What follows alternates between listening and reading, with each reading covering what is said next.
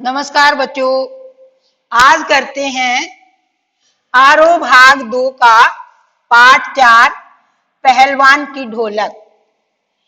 ये एक कहानी है और इसके लेखक हैं फणीश्वर नाथ रेणु।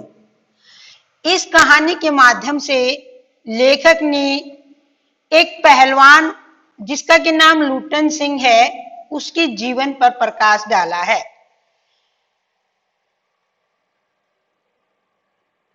पहलवान लुटन सिंह जो है इस कहानी के मुख्य पात्र हैं और जो है इसमें उनके जीवन के बारे में बताया गया है कि किस प्रकार से उन्होंने अपने जीवन में जो है संघर्षों के बल पर जो है वो आगे बढ़ा और जो है उसने अपना जीवन जो वो किस तरह से व्यतीत किया। सबसे पहले जो है लुटन की बाल्यावस्था से आरंभ करते हैं कि लुटन पहलवान जो है जब 9 वर्ष की उनकी आयु थी तब उनके माता पिता का देहांत हो गया था, लेकिन इनका विवाह जो है वो बाल्यावस्था में ही हो गया था। तो इनका पालन पोषण जो है वो इनकी सास ने किया था और ये जो है अपनी सास के पास रहता था और जो है सुबह शाम दोनों समय कसरत करता था, गायें चराता था, खूब व्यायाम करता था।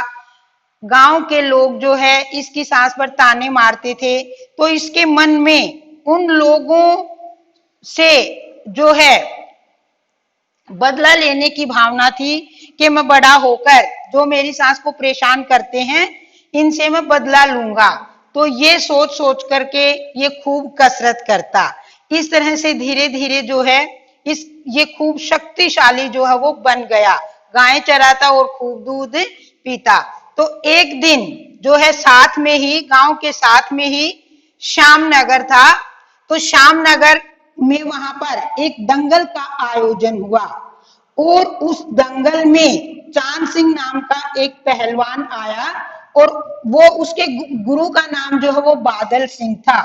जाना माना पहलवान था और इसने उस दंगल में सब पहलवानों को चित कर दिया। इसको जो है शेर के बच्चे की उपाधि दी गई। ये सारी बातें जो है वो लुटन सिंह देखता रहा। उसके बाद जो है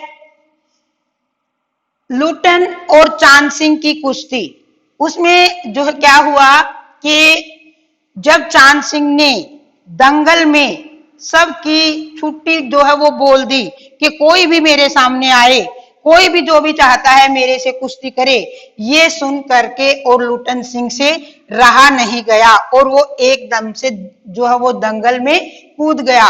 सब लोग चारों तरफ से कहने लगे कि नहीं नहीं तुम मत जाओ, तुम मारे जाओगे। लेकिन जो है इसने जो है प्रार्थना की और वहां पर श्यामनगर के राजा भी आए हुए थे। श्यामनगर के जो है राजा जो है उस समय चांद सिंह को ही अपना राज दरबार का गुरु जो है घोषित करने ही वाले थे, लेकिन जो है लुटन सिंह ने जो है प्रार्थना की और जो है राजा ने उसको एक मौका दिया। जैसे ही कुश्ती शुरू हुई तो दोनों में जबरदस्त जो है वो कुश्ती हुई और सब लोग जो है वो चांद सिंह के जो है वो नारे लगा रहे थे, लेकिन जो है लुटन सिंह ने उनकी तरफ ध्यान नहीं दिया। जैसे ही कुश्ती में ढोलक की आवाज जो है वो आ रही थी, चट्टाक चट धा, तो उसके कानों में ऐसे गूंज रहा था कि उसको उठाकर पटक दे, चट्टाक चट धा। जैसे जैसे वो सुनता गया तो ऐसे उसके कानों में आवाज जो है आती रही और अंत में उसने जो है वो चांद सिंह को पराजित कर दिया। उसी समय श्यामनगर के राजा ने उसको अपने दरबार का जो है पहलवान घोषित कर दिया। लुटन सिंह की विजय हुई और जो है लुटन सिंह ने ढोल को अपना गुरु माना कि मैं आज जो है आज मेरी जो विजय हुई है वो इस ढोल की वजह से हुई है और उसको राज दरबार का जो है पहलवान घोषित किया गया। राज दरबार में लुटन का जीवन जो है वो 15 वर्षों तक लगभग 15 वर्षों तक बहुत ही अच्छी तरह से व्यतीत हुआ। उसकी पत्नी उसकी सास भी वहीं पर रहने लगे। उसके 2 बेटे हुए और लुटन सिंह ने अपने दोनों बेटों को पहलवान बना दिया। लेकिन जो है समय में परिवर्तन हुआ। अचानक राजा साहब की मृत्यु हो गई और जो है उसका बेटा विलायत से पढ़कर स्वदेश लौट गया।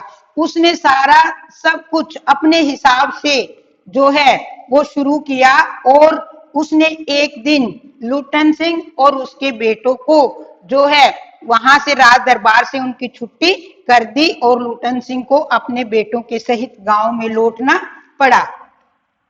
लुटन सिंह आकर अपने गांव में रहने लग गया और जो है कुछ समय तक वहां पर रह करके वो अपने बच्चों को भी जो है कुश्ती करवाता और साथ में गांव के जो और लड़के थे वो भी सुबह शाम आ करके और जो है लुटन सिंह के पास जो है वो पहलवानी करते।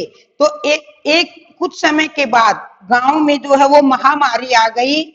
मलेरिया और हैजा जो है वो फैल गया और साथ में अकाल भी पड़ गया, सूखा भी पड़ गया। धीरे धीरे गांव के लोगों की मृत्यु होने लगी, एक के बाद एक की मौत, एक के बाद एक की मौत।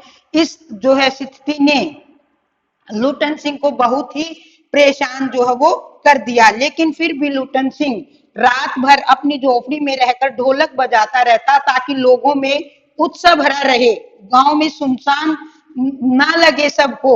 एक दिन ऐसा हुआ कि महामारी के जो है काल में उसके दोनों बेटों की भी मृत्यु हो गई। तो लुटन सिंह उस समय जो है बहुत ही दुखी हुआ।